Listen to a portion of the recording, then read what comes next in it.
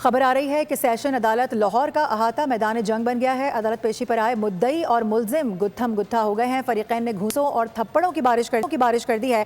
Police की जानिब से बताया जा रहा है कि झगड़े में मुलविस अफराद को हिरासत में लिया गया है। गिरफ्तार अफराद को थाना इस्लामपुरा मुंतकिल कर दिया गया है। सेशन अदालत लाहौर इसका अहाता बताया जा रहा है, जो कि मैदान जंग बना है। कुछ देर कबल रिपोर्ट हुआ है। ये वाकया बताया जा रहा है कि फरीकैन ने घूंसों और थप्पड़ों की बारिश कर दी। अदालत पेशी पर आए मुद्दई और मुलजिम लड़ पड़े हैं। पुलिस ने झगड़े में मुलविस अफराद को हिरासत में ले लिया है। गिरफ्तार अफराद को थाना इस्लामपुरा मुंतकिल भी कर दिया गया। खबर आ रही है कि सेशन अदालत लाहौर का अहाता मैदान जंग बन गया है। अदालत पेशी पर आए मुद्दई और मुलजिम गुत्थम गुत्था हो गए हैं। फरीकैन ने घूंसों और थप्पड़ों की बारिश कर दी है। पुलिस की जानिब से बताया जा रहा है कि झगड़े में मुलविस अफराद को हिरासत में लिया गया है। गिरफ्तार अफराद को थाना इस्लामपुरा मुंतकिल कर दिया गया है।